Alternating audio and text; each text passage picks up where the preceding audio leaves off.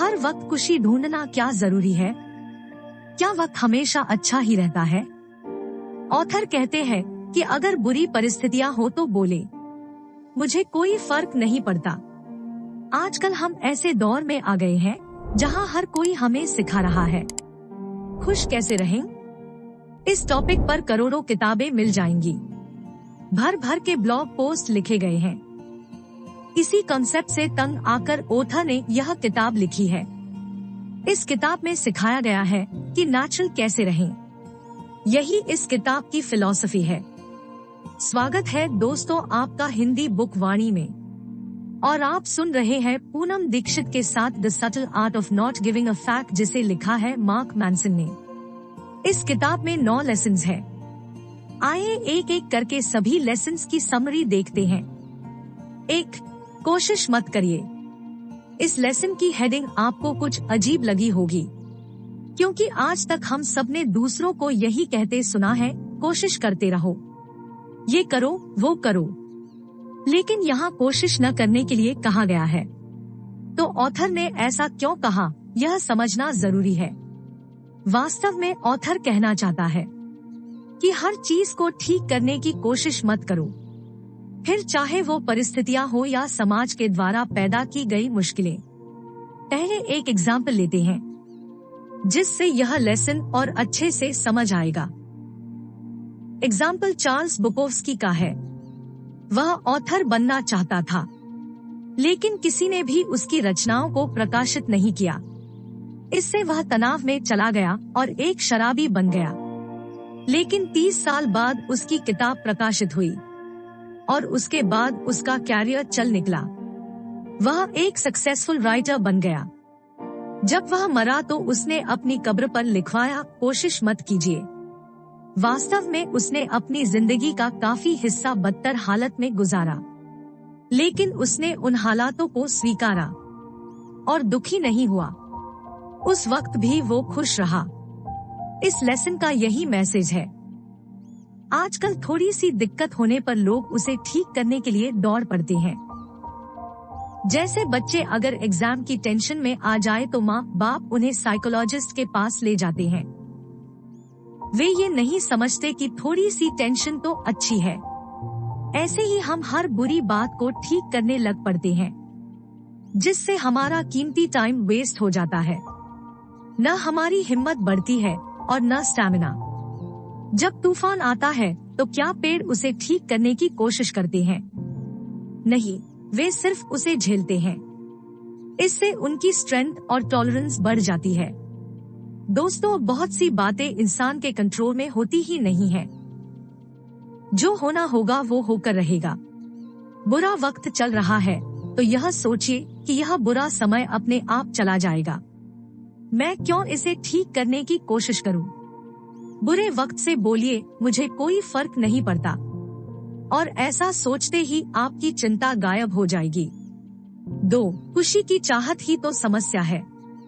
हर कोई हमेशा खुश रहना चाहता है, थोड़ा सा भी कष्ट नहीं उठाना चाहता। ऐसा माइंडसेट ही दोह का कारण है।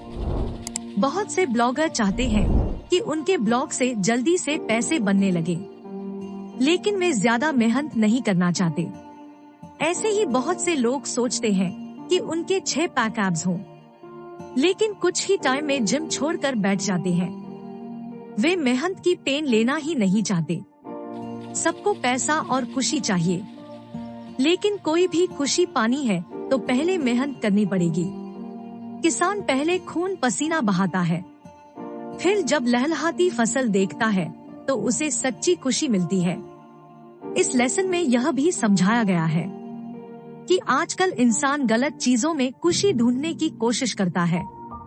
जैसे सब सोचते हैं कि बड़ी सी गाड़ी होगी तो उन्हें बहुत खुशी मिलेगी, या बहुत बड़ा बंगला और बैंक बैलेंस खुशी के कारण है। लेकिन ऐसा नहीं है। खुशी के लिए बहुत से पैरामीटर देखने पड़ते हैं, जिसमें सोशल इंटरैक्शन भी है। अगर आपका फैमिली से रिलेशन ठीक नहीं है तो बड़ी गाड़ी या बंगला आपको सच्ची खुशी नहीं दे पाएंगे। गांव में किसान खेती बाड़ी करके भी खुश रहते हैं और रात को गहरी नींद सोते हैं। जबकि शहरों में रहने वाले अमीर लोग ब्लड प्रेशर, शुगर, डिप्रेशन और इंसोम्निया से पीड़ित रहते हैं। इसलिए इस तरह की खुशी की चाहत मत करिए, बल्कि ऑथर कहता है कि दिन भर बैलेंस तरीके से रहिए, खुशी खुद ही मिल जाएगी। बहुत से युवा बिजनेस सेट करने में इतने डूब जाते हैं कि जीना ही भूल जाते हैं। बिजनेस वे खुशी प्राप्त करने के लिए करते हैं, लेकिन जिस तरह से करते हैं वह हकीकत में उनके दुखों का कारण बनकर रह जाता है। 3. आप कोई खास नहीं हो।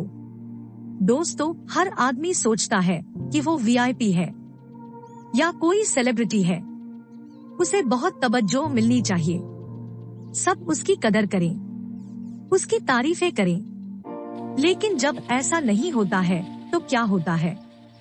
बहुत से लोग बुरा मान जाते हैं। कभी आपने बहुत अच्छा काम किया हो और कोई आपको क्रेडिट न दे तो आप कैसा फील करते हैं?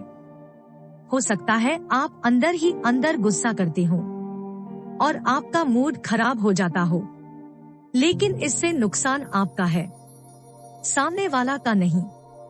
ऑथर यही समझाना चाहता है कि कोई अगर आपकी रिस्पेक्ट न करे या क्रेडिट न दे तो भी अपना मूड कैसे अच्छा रखें। इसके लिए आप कभी भी ये न समझे कि आप बहुत खास हैं, बल्कि यह सोचे कि आप एक आम इंसान ही हैं, जो गलती भी कर सकते हैं, जो परफेक्ट नहीं है। ऐसा सोच लेने से अगर कोई आपकी इज्जत नहीं भी करता है तो भी आपको बुरा नहीं लगेगा, क्योंकि आपने खास होने की ईगो ही नहीं पाली। शादियों में भी आपने देखा होगा, कभी फूफा तो कभी मामा लोग जरा सी बात पर मुंह फुला लेते हैं, क्योंकि वे खुद को बहुत वीआईपी या खास आदमी समझते हैं। लेकिन इससे क्या होता है? जिस समय को वे नाच गाकर मस्ती मजाक से व्यतीत कर सकते हैं, उसे वे अपना ब्लड प्रेशर बढ़ाने में वेस्ट कर देते हैं। लेकिन नुकसान किसका होता है? उनका अपना, और किसी को कुछ फर्क नहीं पड़ता। तो दोस्तों, इस लेसन में यही मैसेज है, खुद को वीआईपी या सेलिब्रिटी न समझें, हम्बल बनकर सबसे प्यार से बात करें। इसके अलावा जब आप खास होने की ईगो नहीं पालते तो असफल होने से भी नहीं डरते। इस संसार में जो भी सच में खास बना है, जैसे मार्क जुकरबर्ग या स्टीव जॉब, वे सब शुरू में आम लोग ही थे। लोग उन्हें कुछ नहीं समझते थे, लेकिन वो इस सब पर कोई ध्यान नहीं देते थे और अपना काम करते रहे। आगे चलकर यही लोग इतने फेमस हुए। 4. कष्ट सहने का महत्व। दोस्तों, सनी डेज सबको पसंद होते हैं, लेकिन अगर कभी बादल छाए हो तो आप क्या करेंगे? क्या सारा दिन मौसम को कोसते रहेंगे या कोई नया काम करने में व्यस्त रहेंगे? जिंदगी में हर दिन अच्छे दिन नहीं होते हैं, कभी कभी कष्ट वाली सिचुएशन भी आती है, लेकिन ऐसी सिचुएशन को आप खुद पर हावी न होने दें। मान लीजिए जिम जाने से आपकी बॉडी नहीं बन रही, तो रुक न जाए, बल्कि लगातार करते रहें। शुरू में कष्ट होगा, लेकिन 1-2 साल के बाद आप खुद पर गर्व करेंगे। कोई भी कॉम्पिटिटिव एग्जाम देना हो तो दिन रात मेहनत तो करनी ही पड़ती है। आदमी को किसी भी चीज में दुख 4 कारणों से होता है। 1. मटेरियलिस्टिक सक्सेस या गाड़ी, बंगले आदि से सच्ची खुशी नहीं मिलती। इसका मतलब यह नहीं है कि आप इन्हें पाने की कोशिश न करें, जरूर करें, लेकिन इन चीजों में वैल्यू ऐड कर दें, जिसका मतलब है कि दूसरों की भी हेल्प करें, हम्बल रहें, चैरिटी करें, ईमानदारी से कमाएं, इत्यादि। 2. खुद को हमेशा सही न माने। हर आदमी गलत हो सकता है, दूसरों के विचार भी सुने, अपनी गलती होने पर माफी मांग ले और गलती में सुधार करें। 3. पॉजिटिव सोच रखें। हर चीज को कंट्रोल करने की जरूरत नहीं है, लेकिन यह यकीन रखें कि समय एक जैसा कभी नहीं रहता। सर्दी के बाद गर्मी आती है, रात के बाद दिन। 4. हर समय खुशी की उम्मीद न रखें। कभी किसी चीज की कमी हो तो भी संतुष्ट रहें, बस अपना काम करते जाएं, न कि अपने भाग्य को कोसने बैठ जाएं। 5. हर कोई हमेशा चुनाव कर रहा है। लाइफ में हम हर दिन कुछ न कुछ अपनी पसंद का चूज करते हैं, चाहे वह हमारा खाना हो, कपड़े हो या हमारे गोल्स। जब तक हम अपनी मनपसंद चीजों का चुनाव कर पाते हैं, तब तक हम खुश रहते हैं। ऑथर कहते हैं कि हमें ऐसे सिचुएशन तक पहुंचने की कोशिश करनी चाहिए जहां हम अपनी पसंद की चीज का चुनाव कर सकें और उससे अपना ही नहीं दूसरों का भी भला हो। बहुत बार पेरेंट्स अपने बच्चों पर अपने गोल्स लाद देते हैं। ऐसे बच्चे हो सकते हैं कि उस गोल को अचीव कर लें, लेकिन वे सारी जिंदगी दुखी रहेंगे क्योंकि उनके अंदर से ये आवाज आती रहेगी कि मैं अपनी पसंद का काम नहीं कर पाया। ऐसे ही बुरी सिचुएशन में भी आप अच्छे काम का चुनाव कर सकते हैं। बिजनेस में सफलता नहीं मिल रही हो तो आप दूसरे चुनाव कर सकते हैं, न कि हार मान लेने का चुनाव करें। 6. आप हर चीज में गलत हो और मैं भी। इस लेसन में ऑथर ने बताया है कि कैसे आए दिन इंसान गलतफहमी का शिकार होते रहते हैं। हमारी बहुत सी धारणाएं गलत होती है। आइए कुछ एग्जाम्पल्स देखते हैं। कई बार लोग प्यार में पड़ जाते हैं। उन्हें लगता है कि शादी के बाद वे हमेशा साथ रहेंगे और उन्हें सारे जमाने की खुशियां मिल जाएंगी, लेकिन सबको पता है यह सिर्फ एक धारणा है। शादी के कुछ साल बाद ही प्यार कम होने लगता है। कभी जिसके लिए जान देने के लिए तैयार होते थे, अब उनमें कुछ खास आकर्षण नजर नहीं आता। यह एक यूनिवर्सल फैक्ट है। ऐसे ही बहुत से पेरेंट्स को लगता है कि उनके बच्चों की खुशी ही उनकी खुशी है, लेकिन ऐसा नहीं है। किसी का बेटा अगर खाना खा ले तो ये कहना उचित नहीं होगा कि इससे माँ बाप का भी पेट भर गया। इसी तरह नेगेटिव चीजों को लेकर भी हम गलत होते हैं। जैसे कई बार हम बेवजह चिंता करते हैं जबकि उसकी कोई वजह नहीं होती। OCD इसका एग्जाम्पल है। OCD रोग में इंसान को जर्म्स से डर लगता है, लेकिन यह डर बेवजह ही होता है क्योंकि हमारे आंत और पेट में करोड़ों बैक्टीरिया पहले से ही होते हैं।